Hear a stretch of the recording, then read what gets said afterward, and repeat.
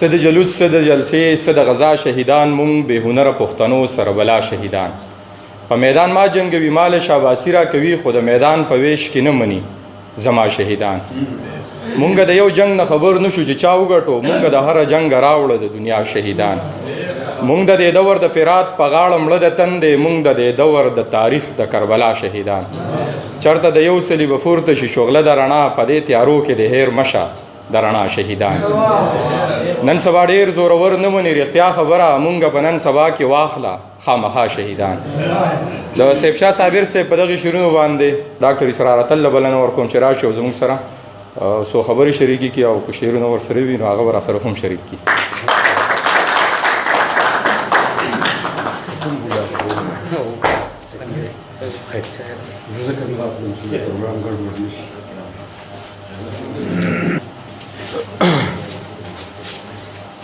بسم الله الرحمن الرحیم کوم ځای شروع کوم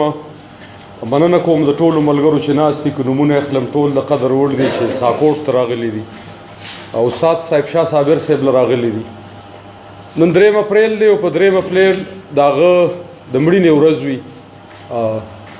که زه نه خطا کېږم 11 کال دی خوشحاله یم چې د هغه د کشر په حیث د هغه د شاګرد په حیث 11 کاله دغه ماښامي دغه ناستي کوو په پېښور کې وي او که دلته وي بیا هم کوو دغه شان چې ناست ملګري دي هغوی دې هم ټول په خیر راشي د دغې ناستو یوازینی هدف او مقصد هم دا وي چې هغه لوی سړی یاد شي د هغې لوی سړي فکر ته پام وشي او د دې ځینې دغه پیغام خور شي کوم چې د هغه پیغام او کوم چې د هغه فکر و مونږ هر ورځ نی هر ساعت نی څه شیبې پس خامخه د هغه یاد راځي د هغه شعر وایو که لیکل کوم د هغه موضوعات دي چې د خوار ولس که په جلسو کې مدریږو هغه موضوعات دي هغه وخت کې تم خلکو کار اخستو نن هم پکارېږي راتلونکو ډېرو کلونو دپاره پکارېږي ګویا چې هغه سړي ډېر لوی کار کړی دی کوشش په دغه کومه چې 2-3 شعره درته ووایم بیا د دغې ټولو ملګرو مننه کوم ځکه چې په دغه 11 کاله کې یوازې نه د هغوی په ژوند هم او د هغوی د ژوند نه وروسته هم د دغې کور سره زموږ تړاو ختم نه شو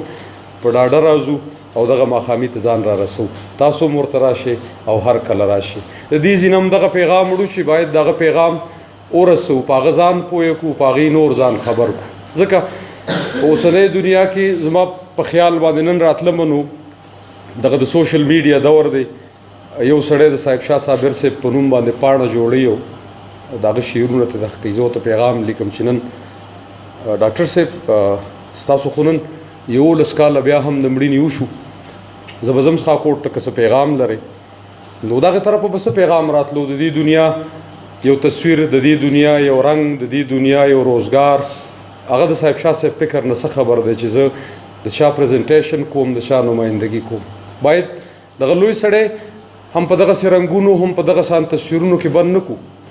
بلکې د هغه په یو شعر د هغه په یو لفظ باندې غور وکړو چې موږ ته د دې وطن ټولې کندې کفر هم ښیي او د هغې دپاره د حل لارې هم ښیي دغه زموږ مرام دی دغه زموږ هدف دی کله هم چې راټولېږو هغه به یادو